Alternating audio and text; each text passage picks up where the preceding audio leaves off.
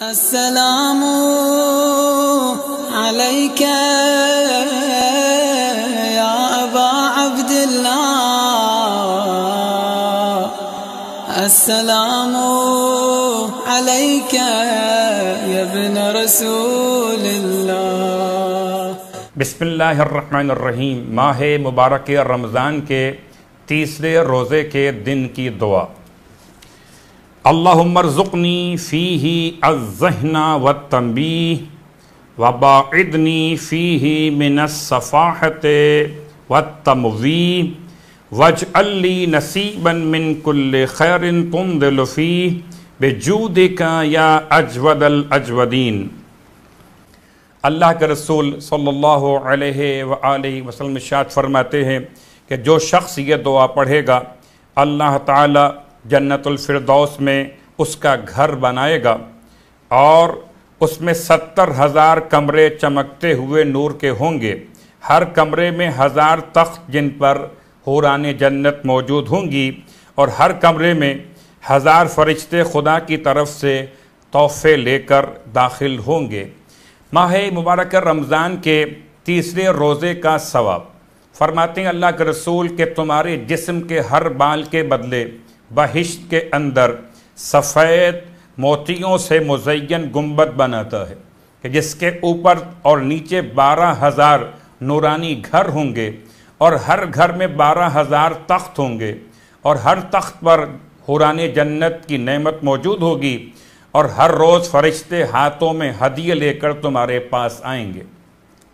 ماہ مبارک رمضان کے مسائل کے حوالے سے کہ اگر سوال ذہن میں یہ قائم کیا جائے کہ روزے کی نیت کس وقت کرنی چاہیے، تو ماہ مبارک رمضان کے روزے کے لیے ہر رات کو اگلے دن کے روزے کی نیت کر سکتا، اور بہتر یہ ہے کہ اس مہینے کی پہلی رات کو ہی سارے مہینے کے روزوں کی نیت کر لے۔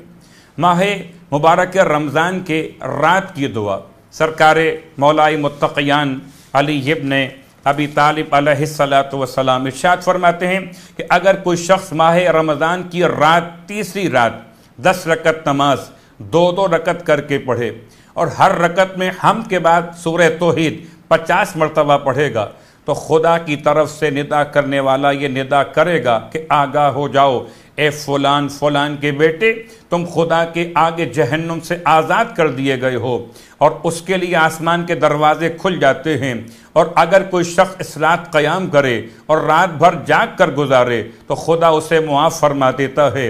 اور دعا جو اللہ کا رسول صلی اللہ علیہ وآلہ وسلم نے ارشاد فرمائی، یا الہ ابراہیم و الہ اسحاق و الہ یعقوب والاسباط رب الملائکۃ والروح السمیع العلیم الحلیم الکریم العلی العظیم لک صمت وعلی رزقک افطرت وإلی کنفک آویت وإلیک انبت وإلیک المصیر وانت الرؤوف الرحیم قوّنی علی الصلاۃ والصیام ولا تخزنی یوم القیامۃ انک لا تخلف المیعاد۔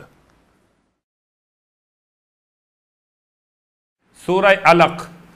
اگر کوئی شخص سورہ علق رات یا دن کو تلاوت کرے اور اس دن یا رات میں اس کا انتقال ہو جائے تو وہ شہید مرے گا، اور اسے اس کا ثواب رسول خدا کے ساتھ جہاد کرنے والوں کے برابر ملے گا۔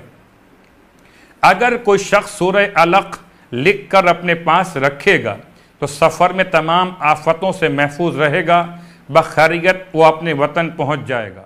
پروردگار سے التماس کہ خدا ہم کو ماہ مبارک رمضان کی دعا اور ماہ مبارک رمضان کے تلاوت قرآن کا شوق عطا فرمائے۔ والسلام علیکم ورحمۃ اللہ وبرکاتہ۔